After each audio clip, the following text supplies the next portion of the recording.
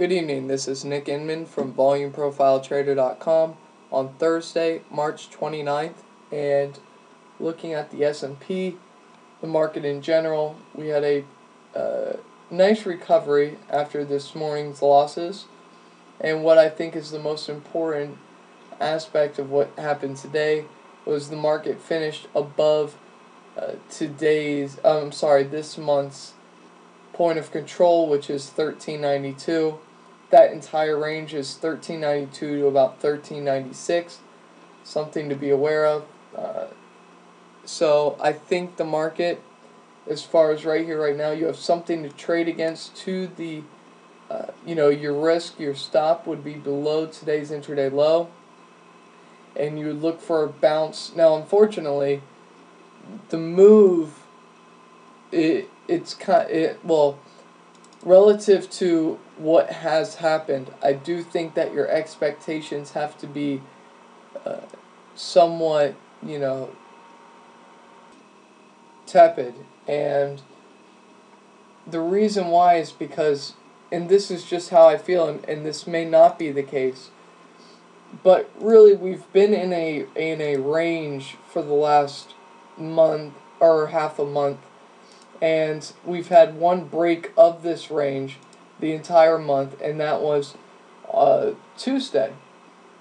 Well, Monday night to Tuesday, and from there it was pretty much complete rejection, and we traded right back down to the bottom of the range where we're getting a bounce. So really the top of your range is 405 or so. The bottom of your range is 1386, about a 20-point S&P range, and we're smack dab in the middle. So it's really hard to give you, a sense, this market's going to head higher, this market's going to head lower. I'd like to actually think that this market heads lower, but let's just look at it, very basic. The trend is still up, and every wiggle that we've had has really been nothing but a buying opportunity. Now, eventually that is going to end, and it's going to end probably uglier than what most people think. Now, in the long run, it will probably lead to a buying opportunity. However, just manage your risk appropriately. So let's go into the names that we continue to hold and trade, and basically go from there. Apple took it on the chin today, and this is a name that has been really outperforming even on down days, or at least flatlining, to say the least. Finally down 1%. It's about time, really. So the reason why it was down, there's selling pressure in this, I assume, is because you see the fact that Tim Cook took $144 million off the table. Their CFO took a lot of money off the table. They have 2 or 3, 4 senior vice presidents that took money off the table. Now, there's 2 arguments to that. One is they think that Apple's basically growing into its valuation. There's also an argument that basically they received options, they received shares, and this was the first opportunity they had to sell these. So basically they took advantage of the move Apple has had, and they went ahead and took the money off the table. And there's really nothing wrong with that. I'd have to say if I had $144 million to profit, I'd probably take it off the table too. Now, I'm sure Apple's all-time high will be higher than 621, but maybe its short-term top is 621.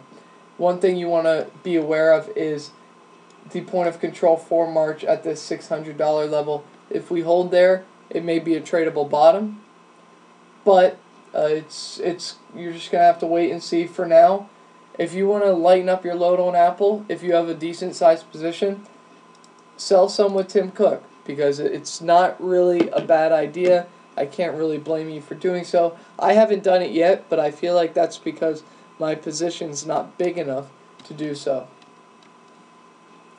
Now, Las Vegas Sands, I'm saying this because I did take a lot of profits in this today. Right now, I only own a fourth of a position size in Las Vegas Sands. Okay, I don't know how that chart got up there, but yeah, I only own 1/4 of a position size in Las Vegas Sands. I don't like the fact that it's now trading below the point of control for March. I do feel like this may be, this double top right here, very short term, but we could see a pullback, and I don't want to be a part of that because I think I booked them around 24% gains in Las Vegas. I didn't get the top, but 24% gains for owning shares back at the end of December, not a bad trade-off. Actually, I want to say it may have been the beginning of the year. I don't remember. I'm going to have to go back and check. But regardless, I know my cost basis was around $45 or so. And, it was a very good trade. Glad we took it. And, we're going to look for more. But I just wanted to take the risk off the table.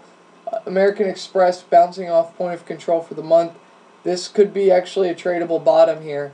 And if you wanted to take a stab at this, you put your stop below today's intraday low. Give it a little bit of wiggle room. The low today was 57.24, maybe below 57. And so you're risking less than 1%, or let's say you risk $1, and you look to make maybe 2 or 3 on the upside. So not a bad risk-reward ratio, and probably a decent opportunity. Okay, I'm going to go to some names that I have had a small enough position in to where I didn't even realize they were making new highs. And this happened with me with Las Vegas. If I don't pay attention to them, and I usually, when I have profits that big, and maybe you do the same, I just kind of set them and forget them, and I just let them do what they're going to do, especially if I already scaled down on the position size. Celgene's one of those, where I kept a position, or if you remember, we were buying back at 62, and now it's at 78, and I have a fourth of a position size, and I realized, wow, this is still working nicely, and there's really no reason to sell it. I actually like the fact that it's making 52-week highs while the market, is struggling a bit. A little bit like Polaris, which, similar situation. We were buying back in the 60s, and the low 60s, I should say, and now it's trading up towards 72 to 74. New highs, great. If you want to take your profits here, if you happen to still be holding from these levels, then now's not a bad time to take some of those profits if you haven't already.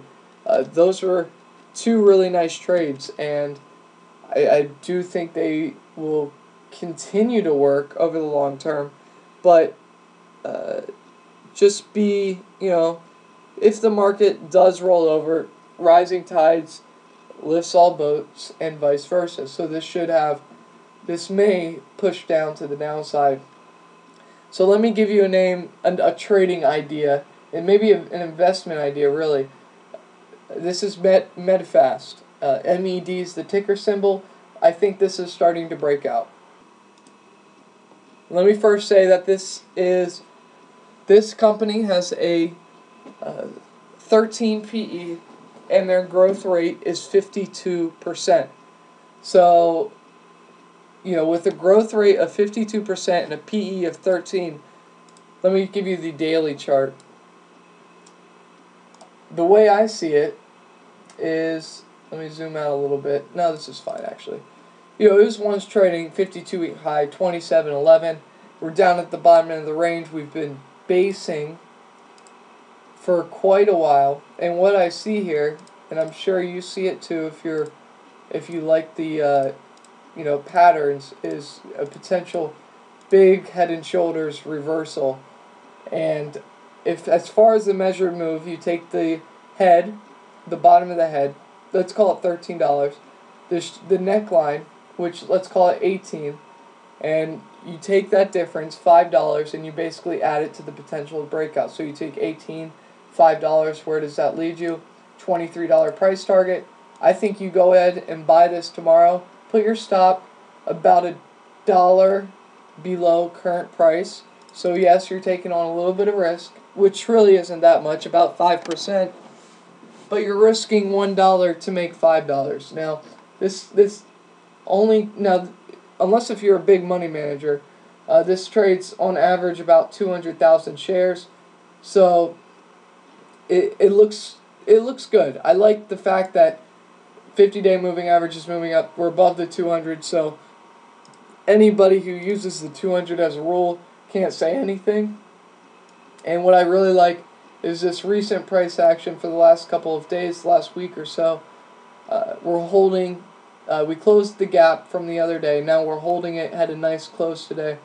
I'd maybe give your stop a little more wiggle room, $1.50 or so, $1.40, and let it do what it's going to do. If you have a problem giving it that much wiggle room, then buy less and wait for the breakout so you can buy more and keep a tighter stop on some of that position. But I do think with a 52% growth rate and a 13 PE, this has room to run.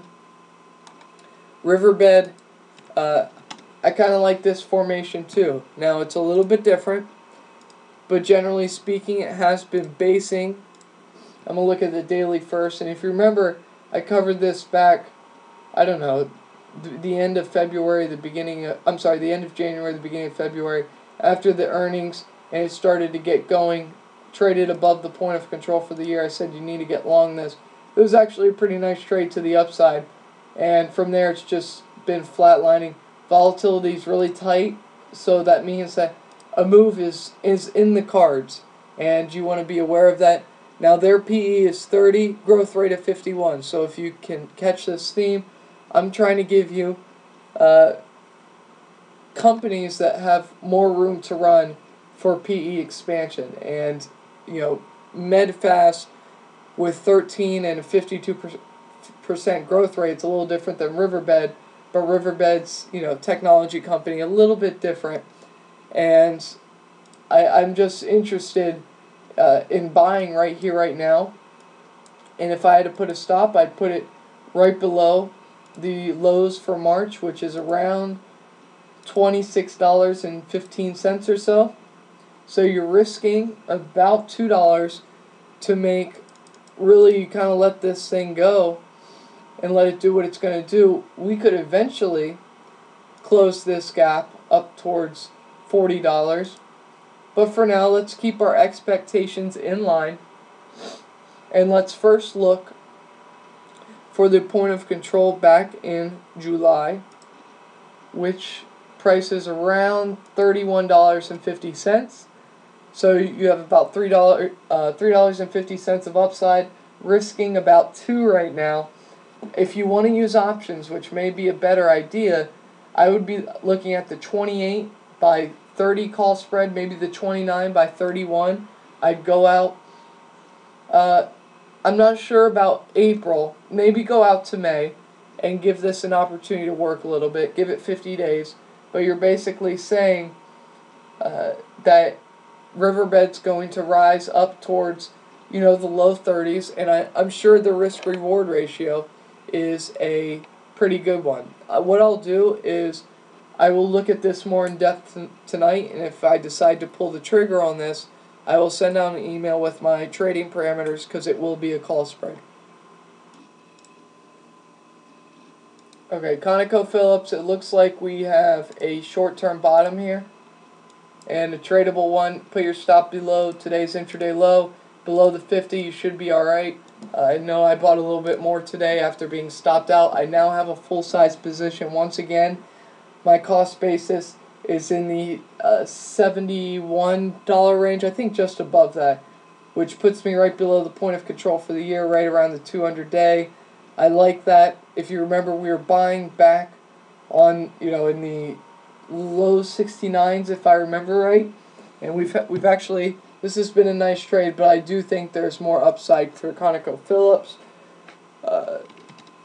Cliffs Natural Resources, if you're still holding that trade from the other day, then today was a good day for you.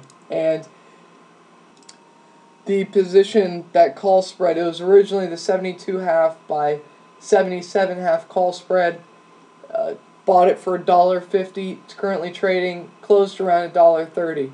So if you're scared, or not scared, but if you think that this position or the market's going to continue to roll over, then take your profits into the strength. Up 3% today. I'm assuming this is more short covering than anything, but then again, we are at the bottom end of this range, so just something to be aware of.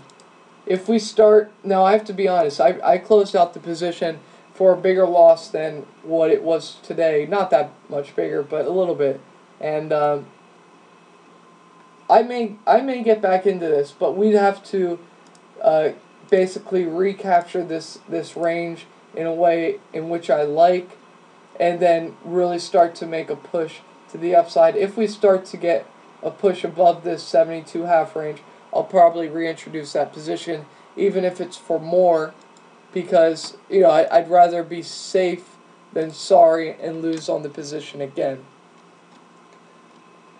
All right, let's get to the position that I initiated today, which was gold, and it was actually more towards the lows of the day, and what we did is we went out on the GLD to April, bought the 161 by 164 call spread for $1.10. Oh, look, it's written here. Perfect. And the reason why I chose to do this was because we're bouncing off March's point of control. We have the point of control for the last 6 months or so, the last 180 days at these levels, and also, and that's really strange. Okay, that was really strange. The point of control is down here at 1600 or so, but it was just showing at 1724. If you rewind this video 20 seconds, you'll probably see it. I just refreshed the chart and fixed itself. So, anyways, what I have to be honest, I think the gold sentiment just in the last month is way overdone to the downside. Nothing has changed fundamentally about what's going on in this economy, in this world. The printing presses all over the world are in full speed, and I think this is a buying opportunity on gold, and I really think it is longer term, especially with your stop under these March lows. If you get stopped out, that's fine, but I wouldn't be surprised to see 1800 again, which really isn't that big of a move. Think of it like a $16.63 stock that needs to move to 18. Not that big of a deal, right? So the 161 by 164 call spread can triple our money, but being long gold in general keeps you involved in the game. That's what you want to be in my opinion. So just something to be aware of. Broadcom had a nice reversal today. I have scaled down on most of my positions, so I really don't have an opinion on this. Mastech, this is the first time I've looked at it since yesterday. This actually looks pretty interesting, bouncing off the point of control for the year. And again here on the March and the 6 months. If you want to take another stab at this, $18.50 is where we bought last Friday. Should we buy again this Friday, $18.50? Your stop would be below around $17.80 or so, and your expectations would be back up towards $20. So, I mean, a cheap shot really, and if you were quick on the gains from last week, you're kind of playing with the house's money if you choose to re-enter. I don't think it's a bad idea, but you have to believe that basically the commodity space in general, materials, metals, and mining, is overdone to the downside, and you would your expectations are for an upside move. The last name that I want to cover, actually I have two more names. One is Ford. That's actually the second one. The first one's Potash, and it took it on the chin a little bit today after Mosaic reported earnings, and it was a miss. This is a buy on Mosaic. You place your stop below 54. You're risking, call it 3%, but it's not even. and I would be looking for $65 to $70 on the upside. So I'd go in and buy Mosaic tomorrow, because nothing, just like the gold trade, nothing's really changed, and that's just something to be aware of. Just to say, Mosaic has a growth rate of 25% with a PE of 12, and Potash, it has 13 PE and growth rate of 27. And if you think, people aren't going to be eating and plants don't need to be planted, food doesn't need to be planted, then this isn't for you. But if you believe that, food, the trend is still, it's ridiculous. Maybe one thing that may be interesting is watching a documentary on that, or reading a book, because it's very eye-opening if you aren't aware of what exactly is going on. But enough of that. Back to trading. Ford, I thought this was going to roll over, and it still may, but it's holding in there. And we've just had a base that continues to get tighter and tighter range-wise. And if we've had pretty good volume the last couple days. The last day, yesterday, the market moved lower and then traded basically at the upper end of the range. And then today, even better volume, and it was to the upside. So Ford potentially could move higher, but I'm going to wait and see. That's the approach I'm going to take, and let it work out the kinks. If it chooses to go higher, I can get involved if I choose to do so. One other name that I actually want to mention, sorry, I keep rambling, Chesapeake Energy. If you want to take a shot of this, point of control for the year right at these lows. We have a nice hammer base. You put your stop below today's intraday low, 22.50, call it 22.45, and see if we can get back to the top end of the range, 25. So essentially you're risking 70 cents to make $1.80. Not too bad of a risk-reward ratio, almost 3 to 1. And maybe it works out, maybe it doesn't. But one thing's for certain, you've defined your risk. You're going against the point of control for the year. You're also going, we kind of broke out. We tested the breakout. And, we have a lower high or a lower low here relative to earlier this month, but we still have a higher low relative to the 52-week low. So a lot of lows there, but I think you get the point. So anyways, all right, one more. I'm sorry. Silver, just want to point out, it's still at the value area low. It's not rolling over. You have a lot of people short silver. This could be one that pops. If it does, we're going back up to 34.35 on SLV. We're trading 31.35 now. Maybe the 32 by 34 call spread. Going out to, I'm going to stay away from April and say May. So if I do take a position in this, I will tell you, I will let you know. And from there, since this video is kind of dragging on, I'll let you go. CSX bottoming, by the way, just another one. So take care, have a good night, hope this helps. Talk to you over the weekend.